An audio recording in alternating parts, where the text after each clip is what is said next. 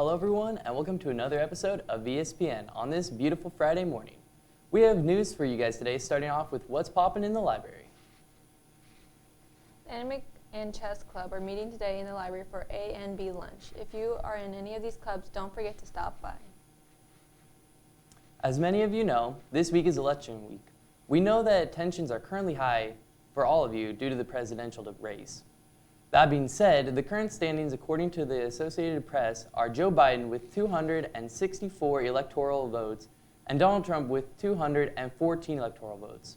Please remember that this is not yet final and the presidential race has not been officially called. Good afternoon, Valley View. We're here with Jaden Birdquist, and he's going to give us some insight on the ongoing election. Have you been keeping yourself updated with the election so far? Not really. Just anything I've seen on TV at home. What problems do you think may arise from this election? There'll be a lot of fighting between people and a lot of disagreements. What's your opinion on mail-in ballots? It's new, and it could be bad, but it could be good. That's a good answer. How long do you think it's going to take to determine a president? I think it should be determined by the end of today or maybe even tomorrow. Okay, and one last question. Not to get too political or anything, but what are you having for lunch?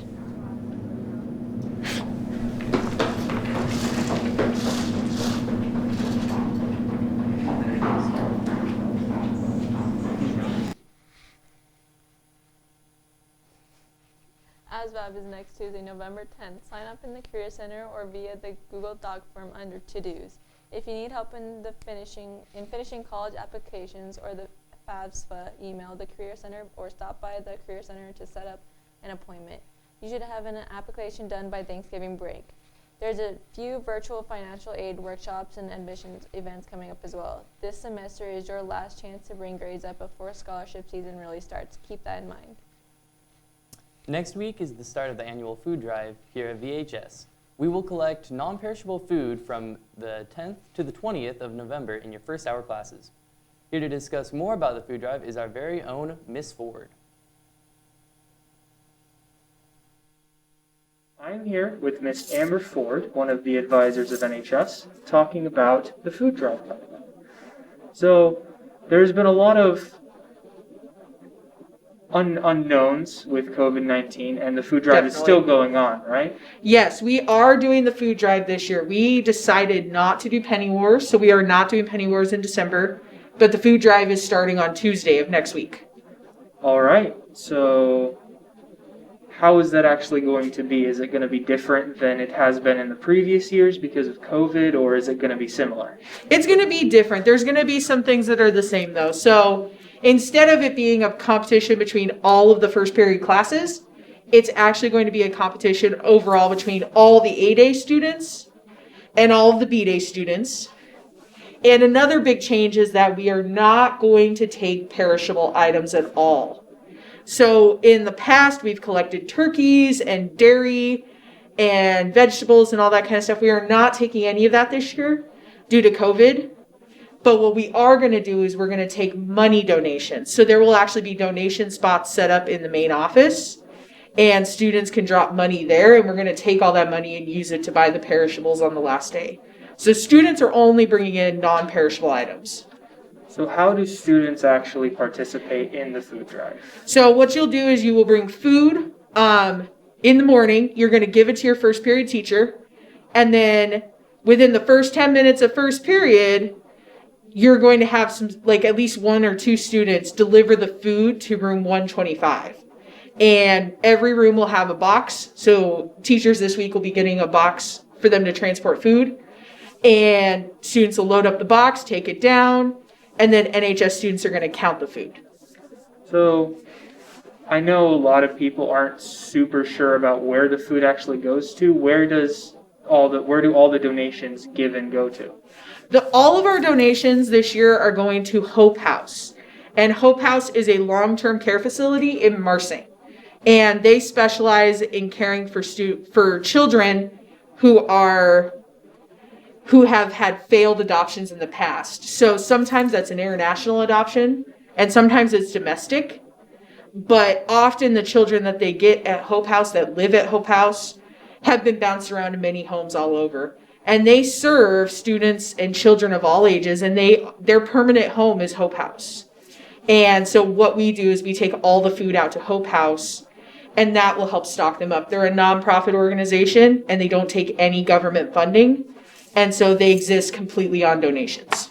That sounds like a really good cause. It's awesome, and we have actually been partnering. NHS has been working with Hope House for at least 25 years is what we have down, is that for the last 25 years at least, we have been partnering with them.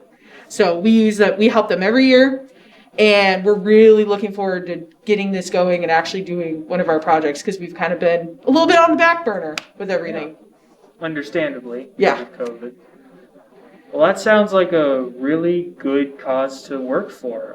It's great to see the NHS is actually able to do service in the community, especially when there's so many questions about how things are turning out. And I hope that everybody who's watching this is able to donate and give to Hope House. I am too. So don't forget next week to start bringing in your non-perishable foods to your first hour so that we can get it rolling. All right. Thank you, Ms. Ford. Thank you, Greg. Back to you. Man, do you think B-Day is going to bring in more food than A-Day? Well, I don't know about you, but I already have food set aside for this event, and I don't even think A-Day has thought about it. Man, you're very prepared. We are definitely going to win if more people think like you. All right, attention seniors, if you need help completing college applications for FAFSA, go by the Career Center and schedule an appointment if you need assistance. Take advantage of this opportunity. There is nothing wrong with getting some help if you need it. The boys basketball program has a limited closeout shirts available for purchase. All shirts cost $10. Bring your payment to the bookkeeper's window during window posted hours to purchase yours. There are a limited supply of sizes and quantity. Do you have any Falcon gear? Well, I'm definitely thinking about purchasing some, but I don't have a little much. low.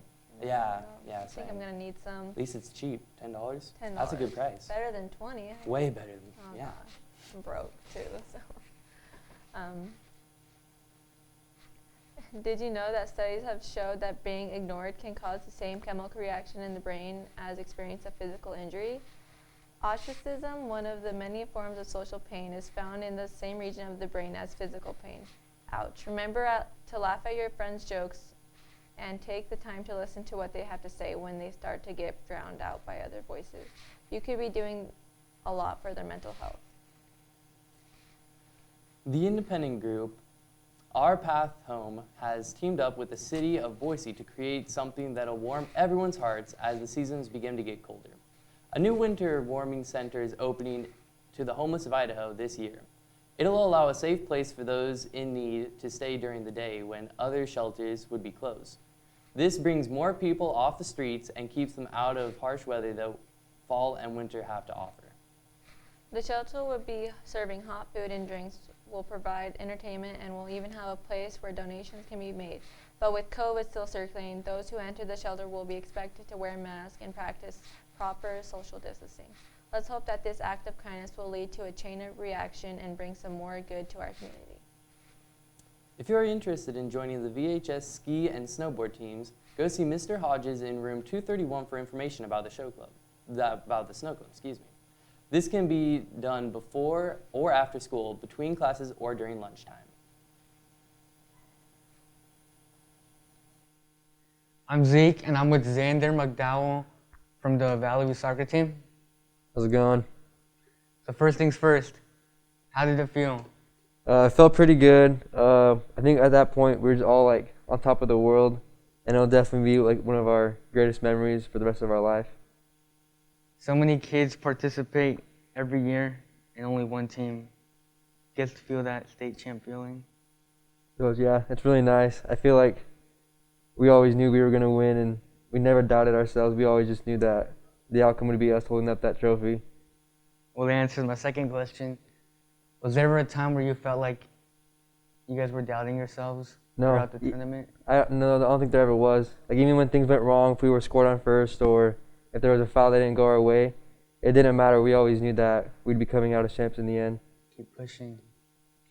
And then, lastly, what would you say to your next year's team? What advice do you have for them?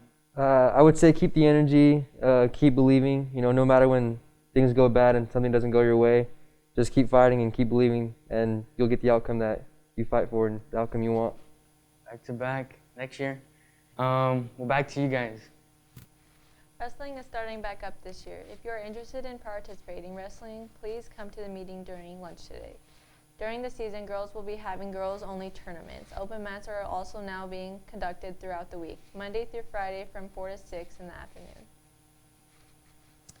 That is all for today's episode. Hope you have a Falcon Good Friday, and we'll see you next Tuesday. Bye. Goodbye.